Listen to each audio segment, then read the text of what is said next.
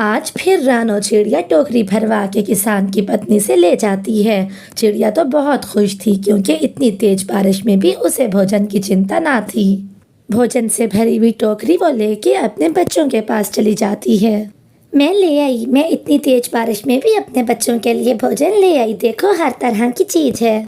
अरे वाह रानो, आपने तो कमाल कर दिया। आज भी आप इतनी मजे मजे की चीजें ले आई। बारिश में भी हमें कोई चिंता नहीं। बच्चों के पापा, आप बच्चों को भोजन खिलाइए। ये खुश्क दाना मैं गोरी कवि और कालू को दे आती हूँ। फिर वो सूखा दाना उठा के गोरी कवि और कालू कौवे के यहाँ आ जाती है। गोरी बहन, ये दाना खा लीजिए। किसान की पत्नी के घर से आज मैं जो लेके आई थी उसमें से दाना आपको देने आई हूँ। मुझे पता था कि इतनी तेज बारिश में भी हमारी रानो बहन हमें अकेला नहीं छोड़ेगी। रानो, मैं तो तुम्हारे भाई कालू से कह रही थी, क्या रानो ने हमारा ठेका उठा लिया है कि रोज ही हमें वो दाना दे। लेकिन देखो तो तुम आज भी लेके आई हमारे लिए दाना। हाँ गोरी बहन, मुझे बहुत सारा भोजन देती है किसान की पत्नी, इसलिए मैं अपने हमसाओं में भी बांट देती हूँ। अच्छा, अब मैं चलती हूँ। ऐसा कहते हुए रानो चिड़िया वहाँ से चली जाती है और गोरी और कालू वो दाना खा लेते हैं। रानो तेज बारिश में वापस घर जा रही होती है कि रास्ते में वो दो लोगों को कबूतर के घर के बाहर बैठा दरवाजा खटकाते हुए देखती है। रानो चिड़िया वहीं एक पेड़ की डाल पे बैठ के सब देखने लगती है। कबूतर अपने घर से दरवाजा खोलने के लिए बाहर आता है। कबूतर भाई, क्या आज रात हम दोनों आपके घर में गुजार लें? हमारा घर टूट गया है बारिश में। मिठू, मेरा तो खुद का घर बहुत कमजोर है और मैं तो डरा हुआ हूँ कि इतनी तेज बारिश है, कहीं गिर ही ना जाए मेरा घर। मैं नहीं रख सकता तुम्हें। मुझे जाना होगा, मुझे इन पक्षियों की मदद करनी होगी, बारिश बहुत तेज है। ऐसा कहते हुए रानो चिड़िया उड़ के उनके पास आ जाती है। मिठू भैया, बारिश बहुत तेज है, आपका घर टूट गया है। मुझे सुन के अफसोस हुआ, पास ही मेरा घर है, आप लोग आइए मेरे साथ। रानो बहन, आप बहुत अच्छी हो, मैंने आपके बारे में बहुत कुछ सुना है। मैं आपका ये एहसान कभी नहीं भूलूंगी। फिर रानो चिड़िया उनको लेके अपने घर की तरफ उड़ती है। बहुत जल्द वो अपने घर में पहुंच जाती है। बारिश रुकने तक आराम से आप यहीं पे रहिएगा। अब आप बैठिए, मैं आपके लिए दाना लेके आती हूँ। फिर रानो चिड़िया उनको दाना देती है। रानो बहन, आप भी खाइए। फिर वो तीनों मिलके सूखा दाना खा लेते हैं। कालू, मुझे ये बताओ, कब तक ये मजे करती रहेगी? किसान की पत्नी से सारा भोजन यही ले आती है, हम भी तो इसी जंगल के पक्षी हैं। गौरी, इतनी लालच भी मत करो, वो हमें भी तो ला के देती है भोजन। इतनी तेज बारिश में भी हमें बाहर नहीं जाना पड़ता। तुम आलसी को तो बस यही है ना कि हमें बाहर नहीं जाना पड़ता। मैं जाऊंगी और अब कोई ऐसा चक्कर चलाऊंगी कि किसान की पत्नी कल से सारा भोजन हमें ही देगी। चलो तुम मेरे साथ। गोरी और कालू तेज बारिश में उड़ते हैं। वो जल्द ही इंसानों की बस्ती में पहुंच जाते हैं और किसान की पत्नी के घर की छत पर बैठ जाते हैं।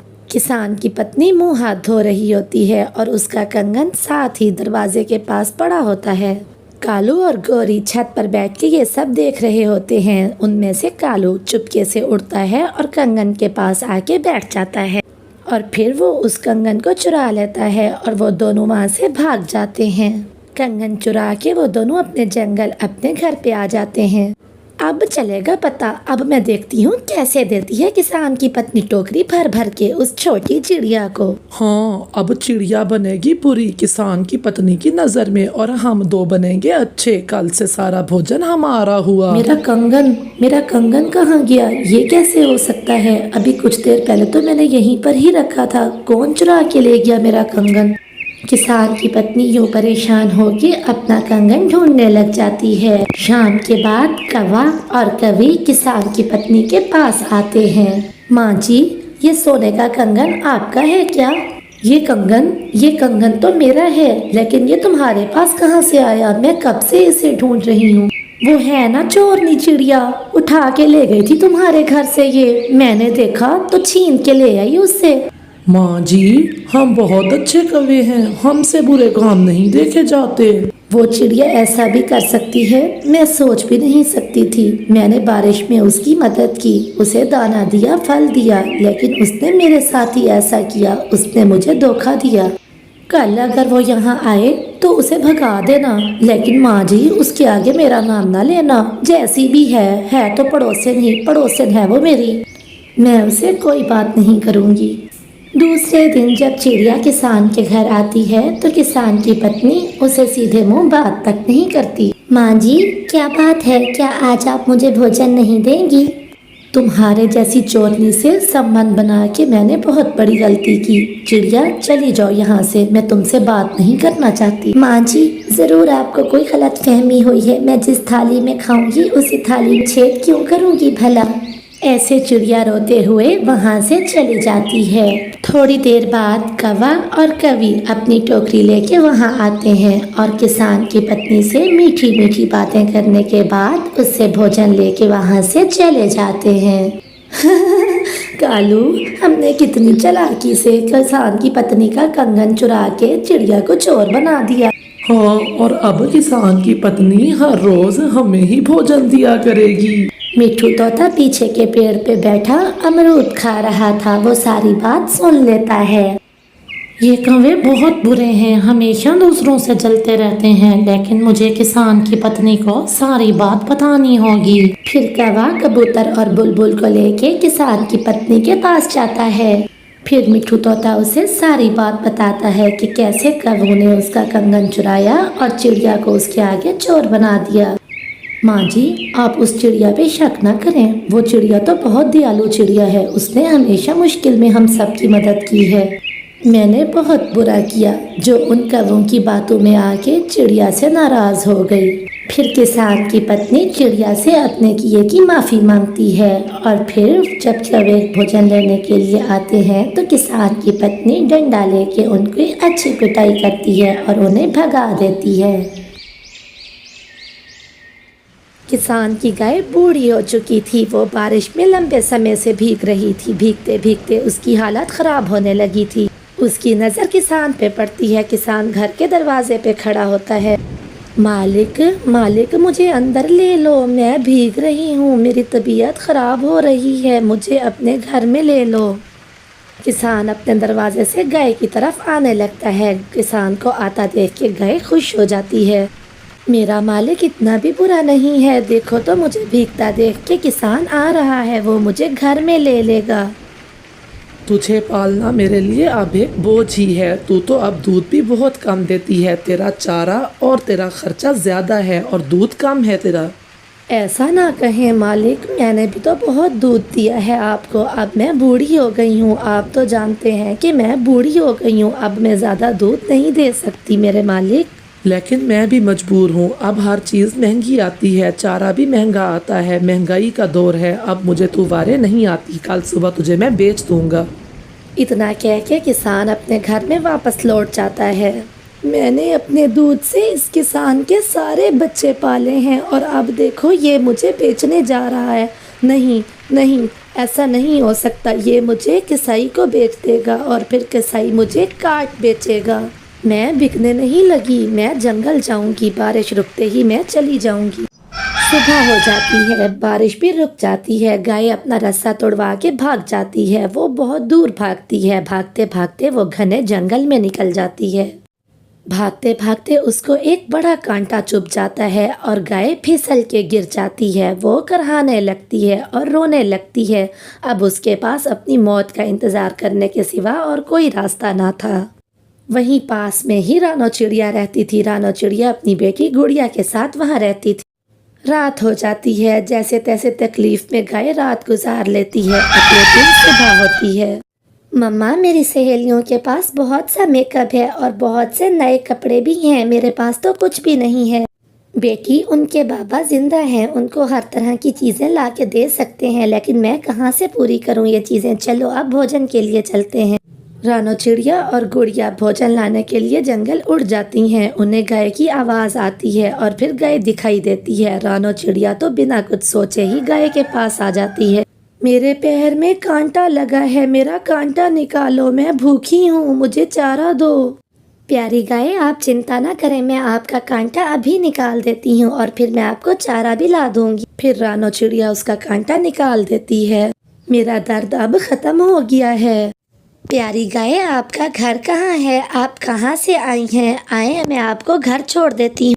मेरा घर? मेरा तो कोई घर नहीं है। मैं किसान के घर रहती थी, लेकिन उसने मुझे बेचना चाहा। उसने मुझे कसाई से बेचना चाहा। मैं तुरंत ही वहाँ से निकल आई, मैं भाग गई। मम्मा, क्यों ना हम इस प्यारी सी गाय को अपने घर ले चलें, हम इसका ख्याल रखें। हाँ प्यारी गाय, आप हमारे साथ हमारे घर चलें। मैं आपको चारा दिया करूँगी, पानी भी ला के दिया करूँगी। मेरा घर यहीं पास में ही है, आप बहुत खुश रहेंगी मेरे घर, आप मेरे साथ चलें। फिर रानो चिड़िया गाय को अपने साथ लेके अपने घर आ जाती है। वो अपने घर के बाहर वाले पेड़ पे उसको बांध देती है। गाय को बांधने के बाद रानो चिड़िया और गुड़िया वहाँ से उसके लिए चारा और पानी ले आने के लिए चले जाते हैं। कुछ देर बाद ही रानो चिड़िया और गुड़िया ढेर सारा पानी और चारा लेके गाय के पास आ जाते हैं। वो गाय को चारा और पानी देते हैं। चिड़िया, आपने और आपकी बेटी ने मेरे लिए बहुत कुछ किया है। क्या आपके घर कोई बड़ा बर्तन है? वो ले आए, मैं भी आपको दूध दूंगी। फिर चिड़िया एक बाल्टी ले आती है और गाय तो बाल्टी भर के दूध देती है। चिड़िया गाय का दूध निकाल लेती है। दूध तो ज़्यादा था। चिड़िया बहुत खुश होती है।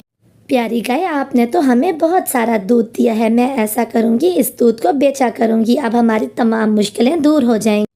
चिड़िया, मुझे 2 किलो दूध तोल दो। जब से मेरे बेटे ने तुम्हारी गाय का दूध पिया है, वो तो कोई और दूध पीने को तैयार ही नहीं होता। बहुत मज़े का दूध है। हाँ कबूतर भैया, मैं पानी नहीं मिलाती। मेरी गाय का जो दूध खालिस दूध होता है, मैं वही ही बेचती हूँ। चिड़िया रज रज के दूध भी पिए और आगे बेचे भी सही, पैसे भी कमाए, और मैं यहाँ पर बैठ के तमाशा देखती रहूँ। मैं तुम्हें बता रही हूँ कालू, मुझसे नहीं बर्दाश्त होता ये सब कुछ। तुम जाओ और उसका दूध निकाल के आओ। अरे ना गोरी, मुझे इस काम के लिए ना भेजना। उसकी गाय तो इतना जोर से टक्कर मारती है, अपने करीब किसी को आने ही नहीं देती चिड़िया के सिवा। तो फिर ध्यान से सुनो मेरी बात। मेरे पास एक आइडिया है। हम ऐसा करते हैं, बहुत सारा खाने का सामान लेके जाते हैं उस गाय के पास, और फिर जब वो खाना लगेगी तो हम पीछे से दूध निकाल लेंगे। हाँ, ये अच्छा आइडिया है। चलो फिर हम वक्त ज़ाय किए बिना ही अभी चलते हैं गाय के पास। फिर वो दोनों बहुत सा भोजन लेके गाय के पास आ जाते हैं। प्यारी गाय, हम ये सब कुछ आपके लिए लाए हैं। देखो तो, फ्रूट और मिठाई।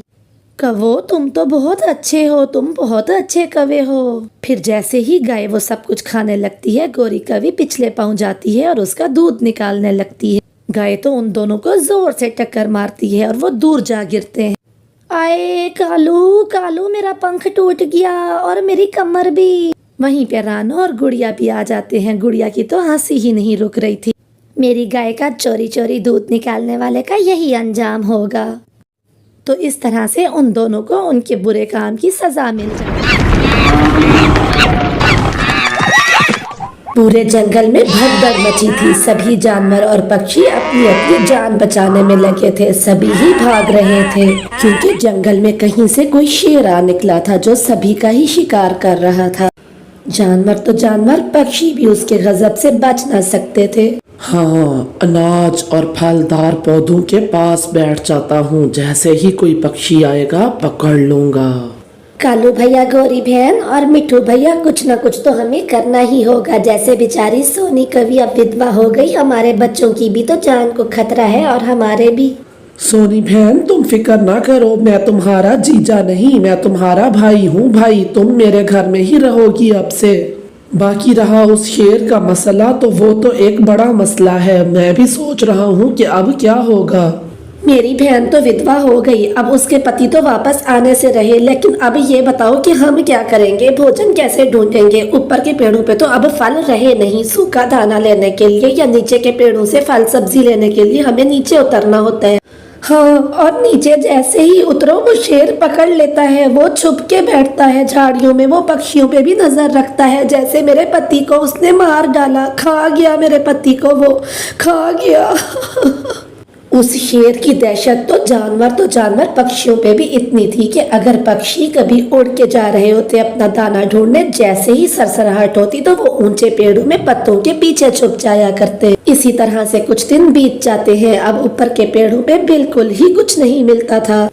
मम्मा मुझे कुछ ला दो, मुझे भूख लगी है। मम्मा मुझे कुछ दो ना। जा जग्गू, चुप कर जा। तेरे पापा गए हैं ऊपर के पेड़ों पे, तो तुझे पता है कुछ अब मिलता ही नहीं, सब खत्म हो गया। नीचे वो शेर नहीं आने देता। चुप कर जा। भूख लगी है मम्मा, भूख लगी है, दाना दो। मम्मा, प्यारी मम्मा, मुझसे भूख और सहन नहीं होती, मुझे भोजन ला के दें जहाँ से भी करें। हाँ मेरी बेटी, तुम सच कह रही हो, कल से भी तो तुमने कुछ नहीं खाया, जो दाना घर में था वो भी खत्म हो गया। मैं चाहती हूँ आप दरवाजा बंद कर लें। चिड़िया वहाँ से सीधा कालू कौवा और गोरी कवि के घर चली जाती है। कालू भैया, मैं भोजन की खोज के लिए जा रही हूँ, अगर कुछ मिला तो जग्गू के लिए भी ले आऊंगी, और अगर मैं ना लौटूं तो मेरी गुड़िया आपके पास अमानत है, उसका ख्याल रखना। बस इतना ही कह के पारो चिड़िया वहाँ से चली जाती है। वो भोजन की तलाश में बहुत दूर उड़ती है। दूर जाके उसे एक छोटा सा पौधा मिलता है जिसपे आम लगे हुए थे। पौधा यूं तो बहुत छोटा था लेकिन आमों से लदा हुआ था। चिड़िया जैसे ही आके बैठती है, पीछे से शेर झपट्टा मार लेता है। छोड़ दो, मुझे छोड़ दो, मेरी गुड़िया भूखी है, मुझे अपनी बच्ची के पास जाने दो, मुझे उसके लिए भोजन लेके जाने दो, मैं वैसे भी इतनी छोटी हूँ, तुम्हारा पेट नहीं भरेगा। यही छोटे पक्षी और जानवर तो मेरे हथे आते हैं, बड़े तो भाग जाते हैं। आखिर मैं बूढ़ा जो हो गया हूँ, तुम्हें छोड़ दिया तो मैं क्या खाऊंगा। दूसरी तरफ जंगल के उस इलाके के कुछ पक्षी डंडा लेके शेर का पीछा कर रहे होते हैं। वो जैसे ही शेर को देखते हैं, डंडों के साथ उस पर टूट पड़ते हैं। वो वार पे वार करते हैं। शेर बेहोश होने वाला होता है और वो चिड़िया को छुड़वा के वहां से ले जाते हैं। चिड़िया अपने घर तो आ गई थी लेकिन खौफ के कारण उसकी तबीयत खराब हो जाती है। मुझे माफ कर दे मम्मा, मुझे माफ कर दे, ना मैं आपको भोजन के लिए जिद करती और ना आपका ये हाल होता। खुद को दोष मत दो मेरी प्यारी बच्ची, भोजन तो आखिर लाना ही था, तुम्हारे लिए भी और अपने लिए भी। मेरी जान बच गई, यही भी बहुत है मेरी प्यारी बेटी। इसी तरह से कुछ दिन बीत जाते हैं और फिर एक सुबह तेज बारिश शुरू हो जाती है। बारिश तो 2 दिन तक जारी रहती है। बारिश इतनी तेज थी कि पक्षी अपने घरों से निकल भी नहीं सकते थे। लेकिन फिर भी क्या, आखिर भोजन तो खोज करना ही था ना। पक्षियों ने अपने बच्चों को जो खिलाना था। बस कौवा और रानो चिड़िया वहां से जाते हैं भोजन की खोज के लिए। वो बारिश में ही उड़े जा रहे होते हैं कि रास्ते में उसको शेर दिखाई देता है। तेज बारिश के कारण शेर बहुत बीमार हो गया था और वो चिल्ला रहा होता है। चिड़िया तुरंत उसके पास आ जाती है। शेर जी, आपको क्या हो गया? आपको तो बहुत तेज बुखार है। मैं भूखा हूँ और मुझे बुखार भी है और मेरे पास रहने की भी जगह नहीं। आप परेशान ना हो शेर जी, यहीं पर एक गुफा है, मैं आपको वहाँ छोड़ आती हूँ। फिर चिड़िया अपने घर से उसके लिए गरम गरम सेवइयाँ लेके आती है। शेर बहुत खुश हो जाता है। मैंने तुम्हारे साथ इतना बुरा किया लेकिन तुम अपनी जान को जोखिम में डाल के मेरे लिए इतना कुछ कर रही हो चिड़िया। शेर जी, मेरी बड़ों ने मुझे ये सीख दी है कि कोई भी मुसीबत में हो तो हमें उसकी मदद करनी चाहिए, हमें सबके साथ भला करना चाहिए। सिर्फ तुम ही हो चिड़िया जिसने मेरे बारे में ऐसा सोचा। बाकी जवान शेरों ने मुझे अपने जंगल से भी निकाल दिया। मेरे परिवार ने भी मेरा ख्याल नहीं किया, उन्होंने भी मेरी परवाह नहीं की और मैं अपना जंगल छोड़ के यहाँ आ गया। इसीलिए मैं वैशी बन गया और मैं सभी पक्षी और सभी जानवरों को खाने लगा, पकड़ने लगा। अगर ऐसी बात है तो शेर जी, आप हमारे महाराज क्यों नहीं बन जाते? हमें एक महाराज की जरूरत है। मैं ऐसा करती हूँ, आज ही पक्षियों से बात करती हूँ। आपको भी वचन देना होगा, आप एक अच्छे महाराज बन के जनता का ख्याल करेंगे और आप एक अच्छे शेर बन के रहेंगे। शेर को ये कहने के बाद चिड़िया वहाँ से उड़ती हुई चली जाती है। अगले दिन वो सभी ही पक्षियों को इकट्ठा करती है और उनसे बात करती है। इस तरह से पक्षियों, हमें एक अच्छे महाराज मिल जाएंगे और उनको एक जंगल मिल जाएगा, अपना घर मिल जाएगा। हाँ चिड़िया, कहती तो तुम ठीक हो। हमारे जंगल में कोई महाराज भी तो नहीं है, इसीलिए कोई ना कोई शिकारी जानवर आके हमारा शिकार करता रहता है और शिकारी पक्षी भी हमें बहुत तंग करते हैं। तो बस ठीक है, अगर शेर जी ये वचन देने को तैयार हैं कि वो हमारी रक्षा करेंगे तो मैं आज ही सभी जानवरों से बात करता हूँ। जानवर अगर मान जाएंगे तो सभी पक्षी भी मान जाएंगे। हम इन्हें आज ही महाराज बनाते हैं। सुबह हो जाती है। चिड़िया और कबूतर ने सभी जानवरों से बात कर ली थी। चिड़िया शेर के पास जाती है। उठे महाराज जी, सभी पक्षी और जानवर आपका इंतजार कर रहे हैं। क्या कहा महाराज? और मैं महाराज हूँ? चिड़िया, तुम्हारा ये एहसान मैं कभी नहीं भूलूंगा। फिर चिड़िया शेर को लेके वहाँ से चली जाती है और वहाँ आ जाती है जहाँ सभी जानवर इकट्ठे हुए थे। जानवर और पक्षी महाराज के इंतजार में इकट्ठे हुए थे एक जगह पर। बस फिर क्या था, चिड़िया और शेर भी पहुंच जाते हैं। उनमें से गाय बोलती है, महाराज जी, हम आपको महाराज बनाते हैं, महाराज की जय हो। लेकिन आपको भी वचन देना होगा, आप हम सब की रक्षा करेंगे और आप हमारा शिकार नहीं करेंगे। आप सभी ने मेरे लिए इतना किया है तो मैं भी वचन देता हूँ, मैं आप लोगों का शिकार कभी नहीं करूँगा और बाकी के शिकारी जानवरों और पक्षियों से भी आपकी हिफाजत करूँगा। आज से इस जंगल को और आप लोगों को कोई बुरी नजर से नहीं देख सकेगा, ये मेरा वादा है। फिर सभी जानवर और पक्षी खुशी से महाराज की जय हो, महाराज की जय हो के नारे लगाने लगते हैं। जंगल में खुशहाली फिर से लौट आती है। अरे बाप रे, कितनी बारिश हो रही है। इस बारिश में तो पेड़ पे बैठा ही नहीं जा रहा, बार बार फिसल रही हूँ। सही कह रही हो चुड़ैल, इतनी तेज बारिश में हम यहाँ पर नहीं रह सकते, अब हमें किसी पक्के मकान में रहना पड़ेगा। देखो, इतने सालों से हम सरपंच के भतीजे के इस बड़े पेड़ पे रह रहे हैं, क्यों ना अब हम रहने के लिए सरपंच के घर जाएं। हाँ वो तो ठीक है, लेकिन हम इस तरह से नहीं जा सकते, हमें जाने के लिए पक्षियों का रूप लेना पड़ेगा। इतना कह के वो दोनों पेड़ से उतरते हैं और पक्षियों का रूप ले लेते हैं। गरीब पक्षियों का रूप लेने के बाद वो दोनों सरपंच के घर में आते हैं। सरपंच का घर थोड़ी दूरी पर था। कोई है? जरा खोले दरवाजा, दरवाजा खोलिए, कोई है घर में? अरे आता हूँ, कौन है? इतनी तेज बारिश में कौन आ गया यहाँ पर, कौन है? देखिए, हम पूर्व वाले जंगल से आ रहे हैं, इतनी भारी बारिश में हम आगे नहीं बढ़ सकते। आपका पक्का घर देख के हम यहाँ चले आए, थोड़ी रहने की जगह मिल जाए अगर आज रात के लिए। क्यों? यहाँ रहने की कोई जगह नहीं मिलेगी, मैं तुम्हें पहले बताए देता हूँ। चले आते हैं, ना जान ना पहचान, हम तुम्हारे मेहमान। ऐसा कहते हुए सरपंच उनके मुंह पे दरवाजा बंद कर देता है। देखा तुमने, कैसे हैं ये लोग? दो लोग मुसीबत में हैं और इन्होंने अपने पक्के घर में थोड़ी सी जगह भी नहीं दी। तुम्हें याद है भाग्यवान, जब इस सरपंच का इकलौता बेटा खेलते खेलते तालाब में गिर गया था? हाँ, मुझे याद है, घर में कोई नहीं था। सरपंच की पत्नी अपने घर में सो रही थी। अरे जी क्या, बॉल तो अंदर चली गई, अब मैं क्या करूं? अब मुझे जाना होगा। बचाओ बचाओ, अरे कोई बचाओ, मैं डूब रहा हूँ, बचाओ। आवाज़ें सुन के उसकी मम्मा भी वहाँ आ जाती है। अरे कोई बचाओ मेरे बच्चे को, अरे बचाओ बचाओ, कोई है, मेरे बच्चे को बचाओ, वो डूब रहा है। अब कुछ नहीं हो सकता चुड़ैल, अब मुझे ही बचाना जाना पड़ेगा इसको, वरना ये डूब जाएगा। ऐसा कहते हुए भूत वहाँ से जंप लगा देता है और कबूतर के बच्चे को अपने बड़े बड़े हाथों से पकड़ के उसकी माँ के पास ला के रख देता है। अरे ये तो भूत है, भूत, ये तो हमें खा जाएगा, अब मैं क्या करूँ? ऐसा कहते हुए सरपंच की पत्नी बेहोश हो जाती है। उसे मैंने बचाया था, क्या मैंने सोचा था कि वो मेरा बेटा है या सरपंच का बेटा? और इन्हें देखो। वो दोनों यही बातें ही कर रहे होते हैं कि वहाँ दूर से उड़ती हुई एक चिड़िया आती है। रानो चिड़िया बारिश में भीगती हुई सीधा उनके पास आती है। सुनिए, अगर आपको बुरा ना लगे तो मैं एक बात कहूँ, मैं एक नौकरानी हूँ, मेरे हालात कुछ ख़ास नहीं है, लेकिन आप इतनी तेज़ बारिश में कहाँ से चल के आ रहे हो? आप अगर चाहो तो मेरे साथ मेरे घर में रह सकते हो। अरे बहना, इतना क्यों सोच रही हो? तुम्हारा कहना ही हमारे लिए बहुत है, चलो तुम्हारे घर चलते हैं। फिर रानो चिड़िया आगे आगे और वो दोनों उसके पीछे पीछे वो सीधा रानो चिड़िया के टूटे फूटे घर में आ जाते हैं। ये मुझ गरीब का घर है, आप लोग घर में बैठिए, मैं आप दोनों के लिए खाने को कुछ लेके आती हूँ।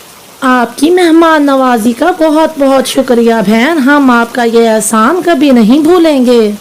ऐसा कह के रानो चिड़िया तेज बारिश में उनके लिए दाना लाने चली जाती है। अब क्या करें भूत, वो तो घर टपकने लगा, बारिश तो रुकने का नाम नहीं ले रही।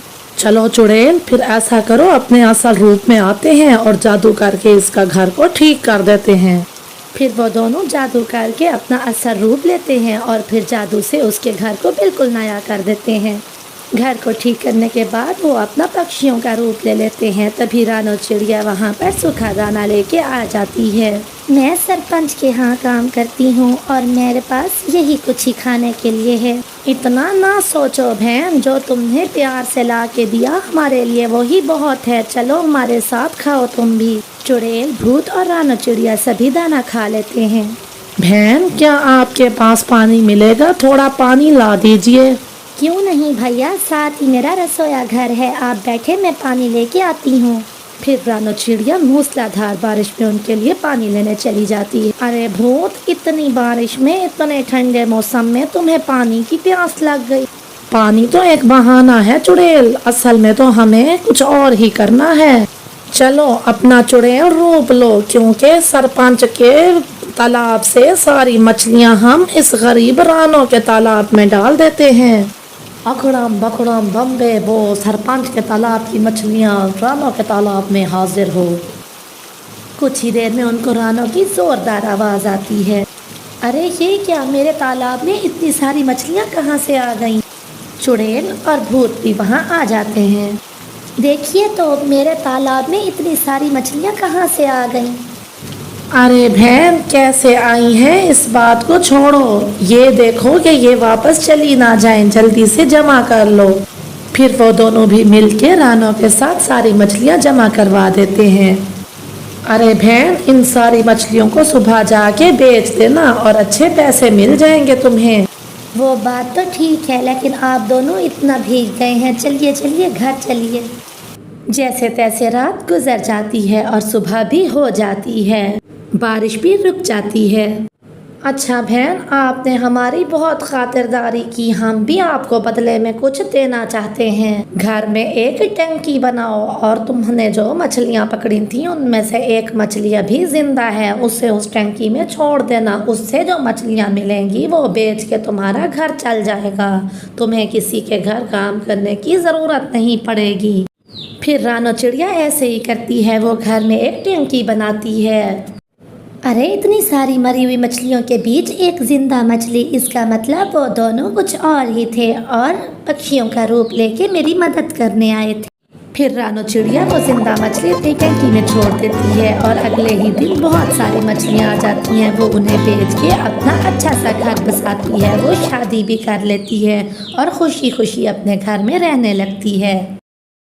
सुंदरवन जंगल में यूं तो बहुत से पक्षी थे, लेकिन उस तोते की बात कुछ अलग थी। वो आधा लाल और आधे हरे रंग का तोता था। वो तोता इतना सुंदर था कि सारे ही पक्षी उससे दोस्ती करना चाहते थे।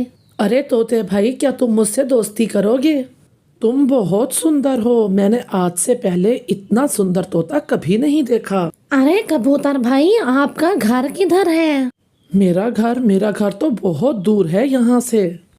मुझे आपकी मदद की ज़रूरत है। मैं इस जंगल में नया आया हूँ और मैंने अभी अपना घर भी नहीं बनाया। क्या मैं आपके घर में कुछ दिन रह सकता हूँ? अरे हाँ हाँ तोते भाई, कौन सा ऐसा पक्षी होगा जो तुम जैसे खूबसूरत तोते से दोस्ती नहीं करना चाहेगा? इतनी मोटी मोटी आंखें और लाल लाल चोंच, लाल और हरे रंग का क्या कॉम्बिनेशन मिला है तुम्हें। आपका बहुत बहुत धन्यवाद, आप भी बहुत सुंदर हो। ऐसे कबूतर खुशी खुशी उस तोते को अपने घर ले आता है। वो तोते की खूब सेवा करता है, उसे तरह तरह के भोजन खाने को देता है। उसने तो उसे रहने के लिए अलग से कमरा दिया था। खूब सारी सेवा करने के बाद वो दोनों पति पत्नी अपने कमरे में आ जाते हैं। रात भी हो जाती है, वो दोनों बातें कर रहे थे। देखा पत्नी जी, कितना खूबसूरत दोस्त है मेरा। पूरे जंगल में इतना सुंदर तोता किसी ने कभी देखा होगा क्या? मेरे दोस्त की तो वाह वाह हो जाएगी। जी जी पति जी, मैंने तो अपनी पूरी जिंदगी में इतना सुंदर तोता देखा ही नहीं कभी। कर लो मेरी तारीफें कर लो, कुछ देर में पता चलेगा। कुछ देर में वो पति पत्नी सो जाते हैं और तोता तो बैठा सारी रात से जाग रहा था। वो तो चोरी का इंतजार कर रहा था। जैसे ही वो सोते हैं, तोता चुपके से उनके कमरे में आता है और साथ पड़ी हुई अलमारी खोलता है। अलमारी में तो उसे एक सोने का बहुत ही सुंदर हार दिखता है। वो चुपके से हार उठा लेता है और वहाँ से फरार हो जाता है। सुबह भी हो जाती है। अलमारी खुली देख के वो पति पत्नी समझ जाते हैं कि चोरी हो चुकी है। उनका रोना धोना तो पूरा जंगल सुन रहा था। मैंने उस पे एतबार किया, ये क्या हो गया? आपकी दोस्ती के चक्रों में मेरे दहेज का सबसे कीमती हार चला गया, मेरी माँ का दिया था। इधर तोता तो चोरी करने के बाद रात ही रात दूसरे जंगल में फरार हो जाता है। वो दूसरे जंगल में बैठा होता है कि वहाँ से एक चिड़िया गुजर रही होती है। तोता बैठा उस चिड़िया को आवाज़ लगाता है, अरे अरे चिड़िया बहन इधर आओ। बात ये है चिड़िया बहन, मैं इस जंगल में नया हूँ, मुझे आपकी मदद की ज़रूरत है। मेरा अपना कोई घर नहीं है, क्या आप मुझे अपने घर में रख लोगी? देखिए तोते भैया, आप बहुत सुंदर तोते हैं, मैं मदद करूंगी आपका घर बनाने में। अगर आप नए आए हैं तो क्या हुआ, मैम और आप मिलके अच्छा सा घर बनाएंगे। अरे नहीं नहीं, मुझे कोई किस्म का घर नहीं बनाना अपना, मुझे बस आप अपने घर में रहने दीजिए। अरे तोता भैया, मैं किसी अजनबी को अपने घर में नहीं रख सकती, लेकिन मैं आपकी मदद ज़रूर कर सकती हूँ घर बनाने में। तोता रानो चिड़िया को आंखें निकाल के देखता है और वहाँ से उड़ता हुआ चला जाता है। अरे ये तोता इस जंगल में रहना भी चाहता है, लेकिन फिर अपना घर भी नहीं बनाता। कहीं ये चोर तो नहीं? नहीं नहीं, मैं भी क्या सोचने लग जाती हूँ, ऐसा नहीं हो सकता। गौरी कवि तोते के पास आके बैठती है। वाह वाह वाह, क्या सुंदरता दी है ऊपर वाले ने तुम्हें। एक हमारे जंगल का तोता है मोटी चोंच वाला, एक आंख निभाता मुझे, और एक तुम हो, कितने सुंदर हो। मुझे आपकी मदद चाहिए, मैं इस जंगल में नया आया हूँ, क्या आप मुझे अपने घर में रख लेंगी? वैसे आप भी बहुत सुंदर हो, इतनी प्यारी काली कवि मैंने आज से पहले कभी नहीं देखी, आप दोस्ती करोगी मुझसे?